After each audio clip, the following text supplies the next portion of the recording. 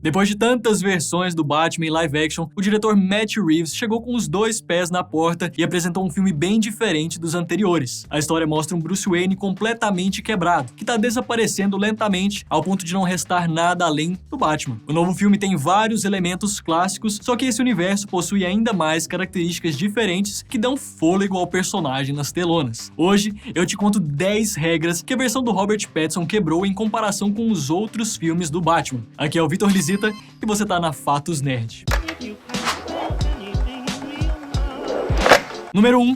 Tchau, história de origem. Desde o início do desenvolvimento de The Batman, o diretor Matt Reeves sabia que uma coisa não teria no seu filme: a origem do morcegão. E pra ser sincero, tá aí uma história que a gente tá cansado de saber. Até a versão do Ben Affleck, que era um Batman bem mais velho e experiente, teve um flashback do assassinato do Wayne. O filme solo do Coringa, cara, teve também. Nem ele conseguiu fugir dessa cena, né? Segundo o diretor, a origem foi feita à exaustão. E o que ele sempre quis fazer foi contar uma história que simplesmente reconhecesse a origem do personagem e a sua formação no geral. O resultado foi um filme do Batman que confia no público, sem a família Wayne andando em um beco escuro, sem tiros, sem pérolas caindo. The Batman vai direto ao ponto e mostra como todo esse trauma ainda afeta o personagem. Número 2. Vilões vivos. Se você parar pra pensar, ser vilão nos filmes do Batman não é um bom negócio. E eu não tô dizendo só pela surra que eles levam. Assim como outros filmes de super-heróis, é comum que os inimigos do morcegão terminem a história sem vida. Basta pegar a trilogia do Nolan como exemplo. O Ra's al Ghul, Duas Caras, Talia al Ghul e o Bane, né? Todos morrem. E a gente ainda pode ir mais longe. O Coringa do Jack Nicholson, morto. O Pinguim do Danny DeVito, morto. O Duas Caras do Tommy Lee Jones, morto também. Sobra o Batman e Robin, né? Em que a Era Venenosa e o Senhor Frio ficam vivos. Mas é melhor nem entrar nesse mérito aí. O fato é que o Matt Reeves foi no caminho contrário, bem mais parecido com o que acontece nos quadrinhos e nos jogos. Por que matar os vilões se eles podem aparecer em continuações ou em séries no HBO Max? O único que bateu as botas foi o Falcone, mas assim, provavelmente isso tem a ver com a ascensão do Pinguim no mundo do crime. O Charada, por exemplo, pode muito bem aparecer em outros filmes ou produções ajudando os personagens a resolver algum mistério. Olha, não escondendo vários troféus pela cidade, por mim tá ótimo. Inclusive, se você estiver assistindo a esse vídeo, Sr. Matt Reeves, seria muito doido se você fechasse a trilogia do Robert Pattinson com uma adaptação de Arkham City, hein? Fica a dica aí, quem gostou dessa ideia, deixa nos comentários. Número 3. Filme de terror. Logo no início de The Batman,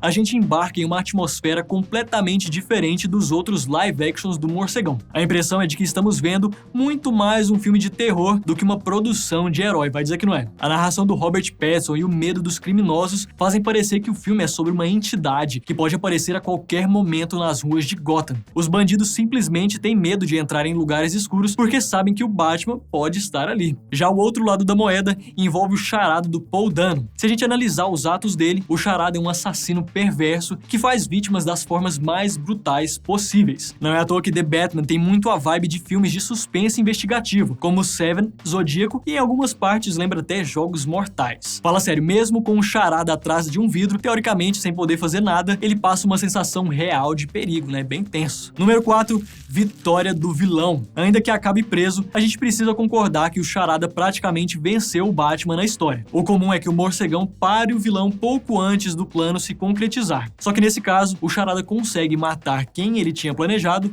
e ainda inunda a cidade. Os únicos que sobreviveram foram o Alfred e o Bruce, porque, né, não dava pra matar os dois aí nesse primeiro filme, né, pelo menos. O Batman até consegue impedir que os seguidores do vilão causem mais problemas e ainda ajuda os cidadãos de Gotham em um primeiro momento. Mas a verdade é que a cidade termina pior do que começou, uma verdadeira terra de ninguém. Número 5.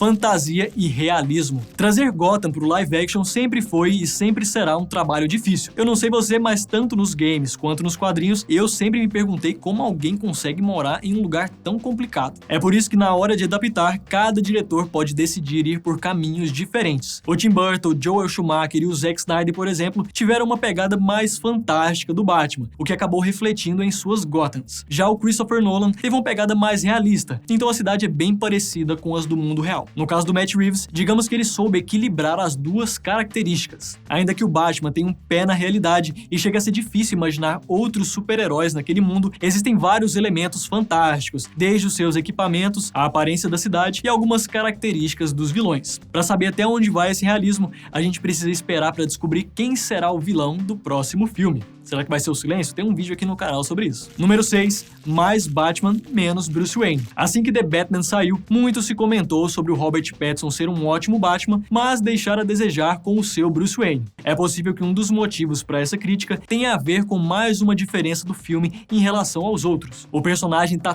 tão afetado que ele praticamente não tem tempo para ser o Bruce. É por isso que em boa parte do filme a gente vê muito mais o Batman do que o bilionário playboy. Na versão do Christian Bale e do Ben Affleck, os atores passam muito mais tempo como Bruce e se transformam no Batman durante as cenas mais tensas de ação. Agora, das 3 horas de duração de The Batman, o Robert Pattinson é visto mais vezes trabalhando como detetive e vigilante, mesmo que isso signifique ficar em um apartamento conversando com a mulher-gato por um ponto no ouvido, né? Número 7, Batman Investigador. As cenas de ação de The Batman são incríveis, não dá pra negar, né? Mas você reparou que o filme não teve muitas? Na maior parte da história, o herói tenta resolver os enigmas do Charada para descobrir qual o plano final do vilão. Ele não usa a força para isso e muito menos sai na porrada com o Charada em algum momento, embora eu acho que ele queira, né? O Batman trabalha ao lado da polícia e descobre pistas muito mais rápido que as autoridades. Na verdade, eu mesmo me peguei tentando resolver os mistérios antes dele, mas não consegui, né? Fazer o quê? No entanto, mesmo sendo o maior detetive do mundo, foi preciso o Pinguim para destacar que o correto não é El Rata Alada,